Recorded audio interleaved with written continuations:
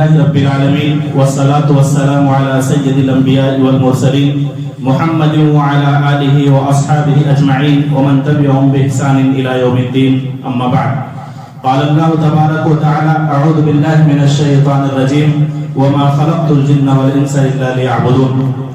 محترم سامعین، اللہ رب العالمین کی یہ شان ہے کہ اللہ رب العالمین جس پر چاہتا ہے فضیلت دیتا ہے. اسی لیے اللہ رب العالمین نے بعض انبیاء پر فضیلت دی ہے. اللہ رب العالمین نے بعض مہینوں کو دوسرے مہینوں پر فضیلت دی ہے. اللہ رب العالمین نے بعض زمانے کو یعنی وقت کو دوسرے وقتوں پر فضیلت دی ہے. اسی طرح سے اللہ رب العالمین نے بعض دنوں کو دوسرے دنوں پر فضیلت دی ہے. یہ اللہ رب العالمین کا حق ہے، اللہ رب العالمین کی شان ہے. وہ جس کو جیسے جتنا چاہتا ہے اللہ رب العالمین دیتا ہے. شعبان کا مہینہ غالباً آج سے شروع ہو چکا ہے اور یہ مہینہ بھی کچھ نہ کچھ خصوصیت کا حامل ہے دوسرے مہینوں کے بالمقابل. اس میں اللہ رب العالمین نے مجھے اور آپ کو اور تمام لوگوں کو جو اسلام سے تعلق رکھتے ہیں اللہ رب العالمین عبادت کا موقع دیتا ہے. آج کے اس درس میں شعبان کے متعلق 3 پوائنٹ ہے گفتگو کرنے کے. نمبر 1، شعبان کی فضیلت کیا ہے، شعبان کے مہینے کے اندر خاص عبادت کیا ہے، اور تیسرا یہ ہے کہ اس کے اندر بدعت و خرافات کیا ہوتے ہیں. لیکن ہم لوگ شروع کے دونوں پوائنٹ پر گفتگو کریں گے، تیسرے پر انشاءاللہ کبھی دوسرے وقت میں ہو جائے گی بات. اس مہینے کی فضیلت کے متعلق سے جتنی بھی باتیں جتنی بھی حدیثیں آئی ہیں ساری کی ساری ضعیف ہیں سوائے ایک حدیث کے. ایک حدیث جو سنن نسائی کے اندر ہے، اسامہ بن زید رضی اللہ عنہ اس کے راوی ہیں. وہ کہتے ہیں کہ میں نے رسول اکرم صلی اللہ علیہ وسلم سے سوال کیا کہ آپ شعبان کے مہینے میں جتنا روزہ رکھتے ہیں اتنا آپ دوسرے مہینے میں کیوں نہیں رکھتے؟ تو آپ صلی اللہ علیہ وسلم نے بیان فرمایا ذالک شہر یغفل الناس عنہ بین رجب و رمضان وهو شہر ترفع فیہ الاعمال الى رب العالمین فاحب ان یرفع عملی وانا صائم. آپ صلی اللہ علیہ وسلم نے بیان فرمایا کہ شعبان کا مہینہ ایسا مہینہ ہے جو رجب اور رمضان کے درمیان میں آتا ہے اور لوگ اس میں غافل ہو جاتے ہیں، غفلت کا شکار ہو جاتے ہیں، جبکہ اس مہینے کے اندر اللہ رب العالمین بندوں کے اعمال کو اوپر اٹھواتا ہے اپنے فرشتوں کے ذریعہ. تو میں یہ چاہتا ہوں میرا نام اعمال جب اللہ رب العالمین کی بارگاہ میں پیش کیا جائے تو میں اس وقت روزے سے رہوں. جبکہ آپ کو یہ بات پتا ہوگا کہ ہر روز فجر کے وقت عصر کے وقت بندوں کے اعمال اللہ کی بارگاہ میں پیش کیے جاتے ہیں. ہر ہفتے میں پیر اور جمعرات کو بندوں کے اعمال اللہ رب العالمین کے پاس پیش کیے جاتے ہیں. یہ جو ہوتا ہے ہمارے اعمال کا سالانہ رپورٹ ہوتا ہے جو اللہ رب العالمین کی بارگاہ میں پیش کیا جاتا ہے. اور آپ کو یہ بھی پتا ہونا چاہیے، صحیح بخاری کی حدیث ہے، آپ صلی اللہ علیہ وسلم نے بیان فرمایا انما الاعمال بالخواتم، اعمال کا دار و مدار خاتمے پر ہوتا ہے. یعنی اگر کوئی انسان شروع میں گنہگار تھا، فاسق فاجر تھا، اللہ کا نافرمان تھا، لیکن موت سے پہلے اس نے توبہ کر لی اور اللہ رب العالمین سے اپنا رشتہ مضبوط کر لیا، اللہ رب العالمین اس کے گناہ کو معاف کر دے گا اور اللہ رب العالمین انشاءاللہ اس کو جنت میں بھی جگہ دے گا. اسی لیے اگر ہمارے بعض دن یعنی جو سال کے دوسرے دن اگر ہمارے گناہوں میں نافرمانیوں میں بھی گزرے ہیں تو اگر اللہ رب العالمین سے ہم توبہ کر لیتے ہیں، لو لگا لیتے ہیں اور اس مہینے کے اندر اللہ رب العالمین کی خاص کر عبادت کرتے ہیں، روزہ رکھتے ہیں، تو اللہ رب العالمین کی بارگاہ میں جب فرشتے ہمارا نامہ اعمال پیش کریں گے تو انشاءاللہ اللہ رب العالمین کی ذات سے ہم حسن ظن اچھا گمان رکھ سکتے ہیں کہ اللہ رب العالمین نیکوکار میں ہمارا شمار کر لے گا. یہ ہوا اس مہینے کی فضیلت کی بات کہ اس مہینے کے اندر بندوں کے اعمال اللہ رب العالمین کی بارگاہ میں پیش کیے جاتے ہیں. دوسری بات، اس مہینے کے اندر خاص عبادت کیا ہے؟ تو اس حدیث کو جو میں نے آپ کے سامنے پیش کیا اس میں بھی چونکہ روزے کی بات گزر چکی ہے، جو حدیث آپ کے سامنے پیش کرنی ہے ام المومنین عائشہ صدیقہ رضی اللہ عنہا اس کی راوی ہیں اور صحیح بخاری کے اندر یہ حدیث موجود ہے.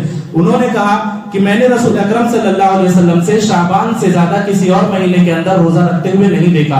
اس حدیث کے اندر ام المومنین عائشہ صدیقہ رضی اللہ عنہ نے کہا کہ آپ صلی اللہ علیہ وسلم پورے رمضان کا پورے شعبان کا روزہ رکھا کرتے تھے اور آپ فرمایا کرتے تھے کہ عمل وہی اختیار کرو جس کی تم میں طاقت ہو، کیونکہ اللہ تعالیٰ ثواب دینے سے نہیں تھکتا ہے، تم خود ہی اگتا جاؤ گے. جبکہ آپ کو پتا ہو گیا کہ اس مہینے کی جو خاص عبادت ہے اس میں نفلی روزہ ہم کو رکھنا ہے. اور آپ کو میں بتاتا چلوں کہ روزہ محض ایک عبادت کا نام نہیں ہے بلکہ ایک عبادت کے مجموعے کا نام ہے. بلکہ اپنی زبان میں اگر کہا جائے تو یہ اللہ رب العالمین کی جانب سے ایک پیکیج ہوتا ہے عبادت کا. کیسے؟ جو آدمی روزہ رکھتا ہے آپ دیکھیں کہ وہ عام دنوں کے مقابل میں روزے کی حالت میں جھوٹ نہیں بولتا.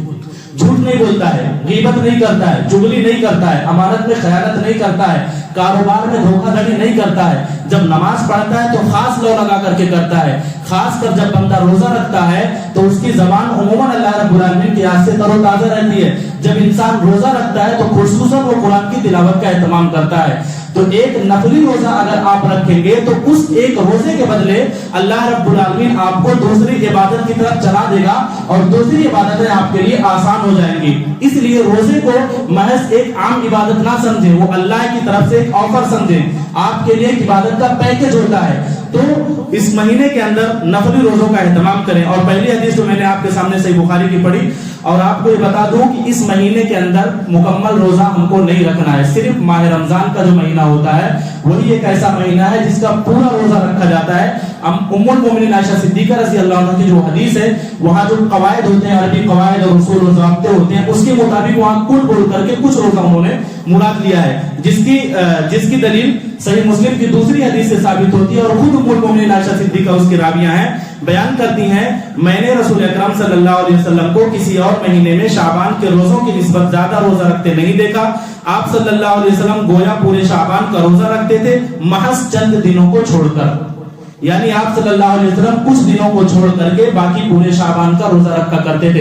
इससे हमें ये पता चला कि दूसरे महीनों के मुकाबले में नफली रोजों का जो एहतमाम होता है वो शाबान में ज्यादा होना चाहिए, लेकिन पूरा रोजा जो हमको रखना है वो सिर्फ और सिर्फ रमजान के महीने का रोजा रखना है। ये अल्लाह के रसूल सल्लल्लाहु अलैहि वसल्लम की सुन्नत है, आप सल्लल्लाहु अलैहि वसल्लम का उस्वा है, आप सल्लल्लाहु अलैहि वसल्लम का नमूना है। 2 पॉइंट पे हमारी गुफ्तगू हो गई।